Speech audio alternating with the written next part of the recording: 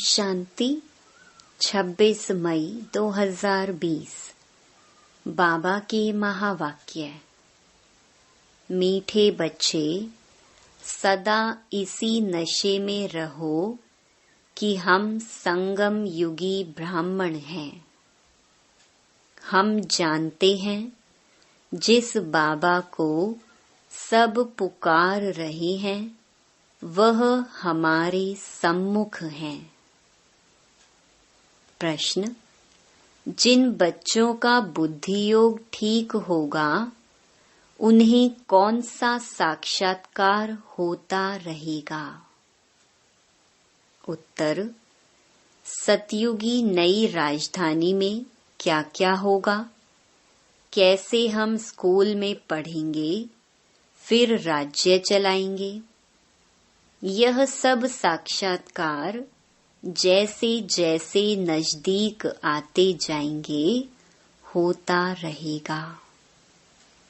परंतु जिनका बुद्धि योग ठीक है, जो अपने शांति धाम और सुख धाम को याद करते हैं, धंधा धोरी करते भी एक बाप की याद में रहते हैं, उन्हें ही यह सब साक्षात्कार होंगे।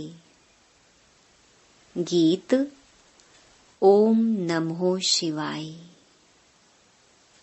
ओम शांति। भक्ति मार्ग में और जो भी सत्संग होते हैं उनमें तो सब गए होंगे। वहां या तो कहेंगे बोलो सब वाह गुरु, या राम का नाम बताएंगे। यहाँ बच्चों को कुछ कहने की भी जरूरत नहीं रहती। एक ही बार कह दिया है, घड़ी घड़ी कहने की दरकार नहीं। बाप भी एक है, उनका कहना भी एक ही है। क्या कहते हैं? बच्चों, माँ मेकम याद करो। पहले सीख कर फिर आकर यहाँ बैठते हैं। हम जिस बाप के बच्चे हैं उनको याद करना है। यह भी तुमने अभी ब्रह्मा द्वारा जाना है कि हम सभी आत्माओं का बाप वह एक है। दुनिया यह नहीं जानती। तुम जानते हो हम सब उस बाप के बच्चे हैं। उनको सभी गॉड फादर कहते हैं। अब फादर कहते हैं मैं इस साधारण तन में तुमको पढ़ाने आता हूँ। तुम जानते हो बाबा इनमें आए हैं, हम उनके बने हैं। बाबा ही आकर पतित से पावन होने का रास्ता बताते हैं। ये सारा दिन बुद्धि में रहता है। यूं शिव बाबा की संतान तो सब हैं, परंतु तुम जानते हो और कोई नहीं जानते हैं। तुम बच्चे समझते हो हम आत्मा हैं। हमको बाप ने फरमान किया है कि मुझे याद करो। मैं तुम्हारा बेहद का बाप हूँ। सब चिल्लाते रहते हैं कि पतित पावन आओ, हम पतित बने हैं। यह देह नहीं कहती, आत्मा इस शरीर द्वारा कहती है। 84 जन्म भी आत्मा लेती है ना। यह बुद्धि में रहना चाहिए कि हम एक्टर्स हैं। बाबा ने हमको अब त्रिकालदर्शी बनाया है। आदि मध्य अंत का ज्ञान दिया है। बाप को ही सब बुलाते हैं ना। अभी भी वह कहेंगे, कहते रहते हैं कि आओ, और तुम संगम युगी ब्राह्मण कहते हो बाबा आया हुआ है। इस संगम युग को भी तुम जानते हो। यह पुरुषोत्तम युग गाया जाता है। पुरुषोत्तम युग होता ही है कलयुग के अंत और सतयुग के आदि के बीच में। सतयुग में सत पुरुष, कलयुग में झूठे पुरुष रहते हैं। सतयुग में जो होकर गए हैं उन्हों के चित्र हैं। सबसे पुराने ते पुराने यह चित्र हैं। इनसे पुराने चित्र कोई होते नहीं। ऐसे तो बहुत मनुष्य फालतू चित्र बैठ बनाते हैं। यह तुम जानते हो कौन कौन होकर गए हैं। जैसे नीचे अम्बा का चित्र बनाया है अथवा काली का चित्र है, तो ऐसी भुजाओं वाली हो थोड़े ही सकती है। अम्बा को भी 2 भुजाएं होंगी ना। मनुष्य तो जाकर हाथ जोड़ते पूजा करते हैं। भक्ति मार्ग में अनेक प्रकार के चित्र बनाए हैं। मनुष्य के ऊपर ही भिन्न भिन्न प्रकार की सजावट करते हैं तो रूप बदल जाता है। यह चित्र आदि वास्तव में कोई है नहीं। यह सब है भक्ति मार्ग। यहाँ तो मनुष्य लूले लंगड़े निकल पड़ते हैं। सतयुग में ऐसे नहीं होते। सतयुग को भी तुम जानते हो, आदि सनातन देवी देवता धर्म था। यहाँ तो ड्रेस देखो, हर एक की अपनी अपनी कितनी वैरायटी है। वहाँ तो यथा राजा रानी तथा प्रजा होते हैं। जितना नजदीक होते जाएंगे तो तुमको अपनी राजधानी की ड्रेस आदि का भी साक्षात्कार होता रहेगा। देखते रहेंगे। हम ऐसे स्कूल में पढ़ते हैं, यह करते हैं। देखेंगे भी वह जिनका बुद्धि योग अच्छा है। अपने शांति धाम सुख धाम को याद करते हैं। धंधा धोरी तो करना ही है। भक्ति मार्ग में भी धंधा आदि तो करते हैं ना। ज्ञान कुछ भी नहीं था। यह सब है भक्ति। उसको कहेंगे भक्ति का ज्ञान। वह यह ज्ञान दे ना सकी कि तुम विश्व के मालिक कैसे बनेंगे। अभी तुम यहाँ पढ़कर भविष्य विश्व के मालिक बनते हो। तुम जानते हो यह पढ़ाई है ही नई दुनिया अमर लोक के लिए। बाकी कोई अमरनाथ पर शंकर ने पार्वती को अमर कथा नहीं सुनाई है। वह तो शिव शंकर को मिला देते हैं। अभी बाप तुम बच्चों को समझा रहे हैं, यह भी सुनते हैं। बाप बिगर सृष्टि के आदि मध्य अंत का राज कौन समझा सकेंगे। यह कोई साधु संत आदि नहीं है। जैसे तुम गृहस्थ व्यवहार में रहते थे, वैसे यह भी ड्रेस आदि सब वही है। जैसे घर में माँ बाप बच्चे होते हैं, फर्क कुछ नहीं है। बाप इस रथ पर सवार हो आते हैं बच्चों के पास। यह भाग्यशाली रथ गाया जाता है। कभी बैल पर सवारी भी दिखाते हैं। मनुष्यों ने उल्टा समझ लिया है। मंदिर में कभी बैल हो सकता है क्या? कृष्ण तो है प्रिंस, वह थोड़े ही बैल पर बैठेंगे। भक्ति मार्ग में मनुष्य बहुत मूंझे हुए हैं। मनुष्यों को है भक्ति मार्ग का नशा, तुमको है ज्ञान मार्ग का नशा। तुम कहते हो इस संगम पर बाबा हमको पढ़ा रहे हैं। तुम हो इस दुनिया में, परंतु बुद्धि से जानते हो हम ब्राह्मण संगम युग पर हैं। बाकी सब मनुष्य कलयुग में हैं। यह अनुभव की बातें हैं। बुद्धि कहती है हम कलयुग से अब निकल आए हैं, बाबा आया हुआ है। यह पुरानी दुनिया ही बदलने वाली है। यह तुम्हारी बुद्धि में है और कोई नहीं जानते। भल एक ही घर में रहने वाले हैं, एक ही परिवार के हैं। उसमें भी बाप कहेगा हम संगम युगी हैं, बच्चा कहेगा नहीं हम कलयुग में हैं। वंडर है ना। बच्चे जानते हैं हमारी पढ़ाई पूरी होगी तो विनाश होगा। विनाश होना जरूरी है। तुम्हारे में भी कोई जानते हैं। अगर यह समझें दुनिया विनाश होनी है तो नई दुनिया के लिए तैयारी में लग जाएं। बैगेज तैयार कर लें।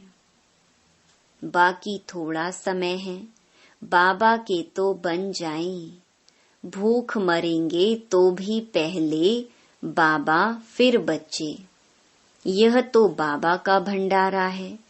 तुम शिव बाबा के भंडारे से खाते हो। ब्राह्मण भोजन बनाते हैं, इसलिए ब्रह्मा भोजन कहा जाता है।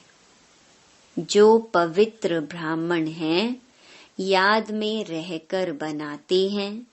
सिवाय ब्राह्मणों के शिव बाबा की याद में कोई रह नहीं सकते। वह ब्राह्मण थोड़े ही शिव बाबा की याद में रहते हैं। शिव बाबा का भंडारा यह है जहाँ ब्राह्मण भोजन बनाते हैं। ब्राह्मण योग में रहते हैं। पवित्र तो है ही।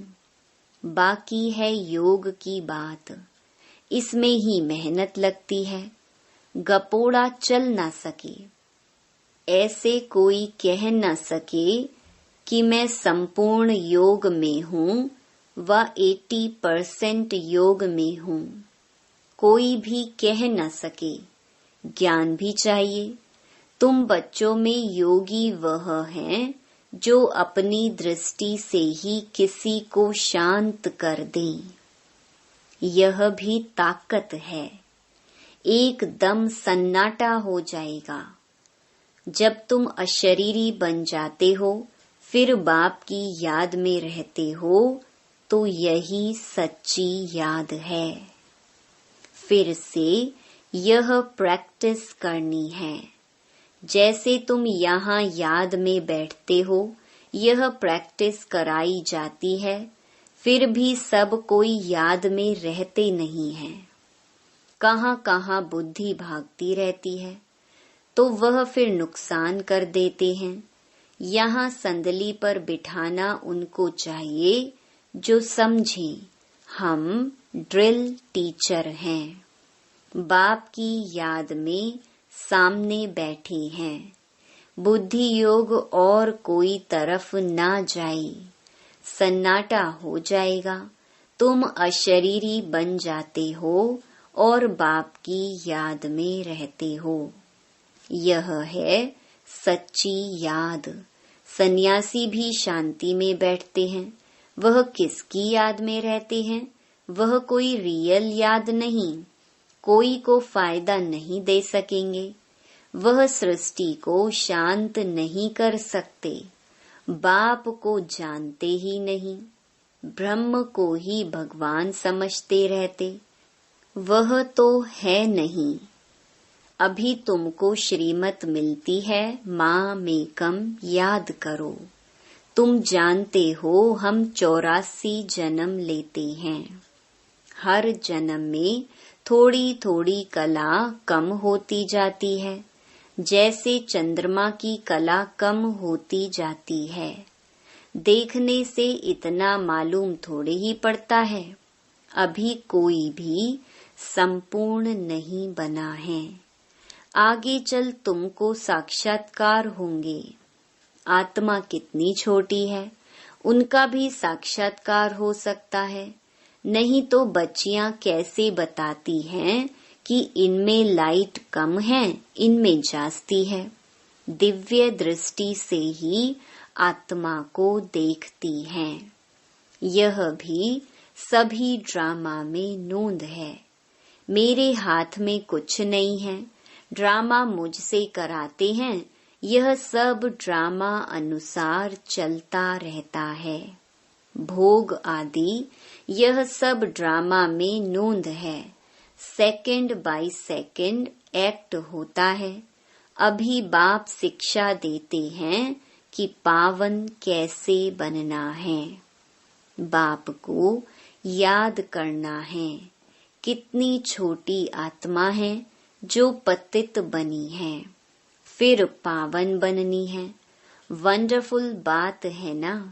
कुदरत कहते हैं ना, बाप से तुम सब कुदरती बातें सुनते हो। सबसे कुदरती बात है आत्मा और परमात्मा की, जो कोई नहीं जानते हैं। ऋषि मुनि आदि कोई भी नहीं जानते। इतनी छोटी आत्मा ही पत्थर बुद्धि फिर पारस बुद्धि बनती है। बुद्धि में यही चिंतन चलता रहे कि हम आत्मा पत्थर बुद्धि बनी थी, अब फिर बाप को याद कर पारस बुद्धि बन रही हैं। लौकिक रीति तो बाप भी बड़ा, फिर टीचर गुरु भी बड़े मिलते हैं। यह तो एक ही बिंदी बाप भी है, टीचर भी है, गुरु भी है। सारा कल्प देहधारी को याद किया है। अब बाप कहते हैं मामेकम याद करो। तुम्हारी बुद्धि को कितना महीन बनाते हैं। विश्व का मालिक बनना कोई कम बात है क्या? यह भी कोई ख्याल नहीं करते कि यह लक्ष्मी नारायण सतयुग के मालिक कैसे बने। तुम भी नंबरवार पुरुषार्थ अनुसार जानते हो, नया कोई इन बातों को समझ न सके। पहले मोटे रूप से समझा, फिर महीनता से समझाया जाता है। बाप है बिंदी, वह फिर इतना बड़ा बड़ा लिंग रूप बना देते हैं। मनुष्यों के भी बहुत बड़े बड़े चित्र बनाते हैं। मनुष्यों के शरीर तो यही होते हैं। भक्ति मार्ग में क्या क्या बैठ बनाया है। मनुष्य कितना मूंझे हुए हैं। बाप कहते हैं जो पास्ट हो गया वह फिर होगा। अभी तुम बाप की श्रीमत पर चलो। इनको भी बाबा ने श्रीमत दी, साक्षात्कार कराया ना। तुमको हम बादशाही देता हूँ, अब इस सर्विस में लग जाओ। अपना वर्षा लेने का पुरुषार्थ करो। यह सब छोड़ दो तो यह भी निमित्त बना। सब तो ऐसे निमित्त नहीं बनते हैं। जिनको नशा चढ़ा तो आकर बैठ गए। हमको तो राजाई मिलती है, फिर यह पाई पैसे क्या करेंगे। तो अब बाप बच्चों को पुरुषार्थ कराते हैं। राजधानी स्थापन हो रही है। कहते भी हैं हम लक्ष्मी नारायण से कम नहीं बनेंगे। तो श्रीमत पर चलकर दिखाओ। चूं चा मत करो। बाबा ने थोड़े ही कहा, बाल बच्चों का क्या हाल होगा। एक्सीडेंट में अचानक कोई मर जाते हैं तो कोई भूखा रहता है क्या? कोई न कोई मित्र संबंधी आदि देते हैं खाने के लिए। यहाँ देखो बाबा पुरानी झोपड़ी में रहते हैं, तुम बच्चे आकर महलों में रहते हो। बाप कहेंगे बच्चे अच्छी रीति रहें, खाएं पिएं। जो कुछ भी नहीं ले आए हैं उनको भी सब कुछ अच्छी रीति मिलता है।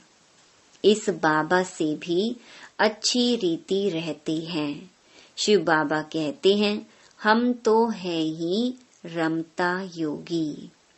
कोई का भी कल्याण करने जा सकता हूँ। जो ज्ञानी बच्चे हैं वह कभी साक्षात्कार आदि की बातों में खुश नहीं होंगे, सिवाय योग के और कुछ भी नहीं। इन साक्षात्कार की बातों में खुश नहीं होना। अच्छा, मीठे मीठे सिकिलधे बच्चों प्रति मात पिता बाप दादा का याद प्यार और गुड मॉर्निंग।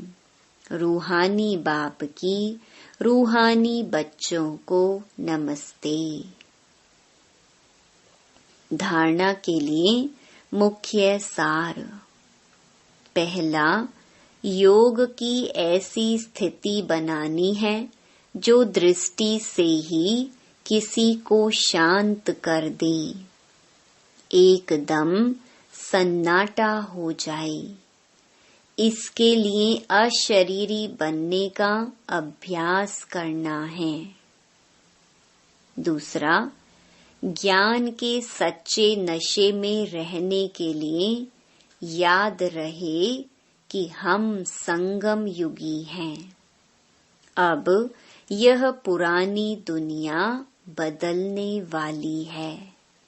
हम अपने घर जा रहे हैं। श्रीमत पर सदा चलते रहना है, चूं चा नहीं करनी है। वरदान, लक्ष्य के प्रमाण लक्षण के बैलेंस की कला द्वारा चढ़ती कला का अनुभव करने वाले बाप समान संपन्न भव। बच्चों में विश्व कल्याण की कामना भी है तो बाप समान बनने की श्रेष्ठ इच्छा भी है। लेकिन लक्ष्य के प्रमाण जो लक्षण स्वयं को व सर्व को दिखाई दें, उसमें अंतर है। इसलिए बैलेंस करने की कला अब चढ़ती कला में लाकर इस अंतर को मिटाओ। संकल्प है, लेकिन दृढ़ता संपन्न संकल्प हो तो बाप समान संपन्न बनने का वरदान प्राप्त हो जाएगा। अभी जो स्वदर्शन और परदर्शन दोनों चक्र घूमते हैं, व्यर्थ बातों के जो त्रिकालदर्शी बन जाते हो, इसका परिवर्तन कर स्वचिंतक स्वदर्शन चक्रधारी बनो। स्लोगन, सेवा का भाग्य प्राप्त होना ही सबसे बड़ा भाग्य है। ओम शांति।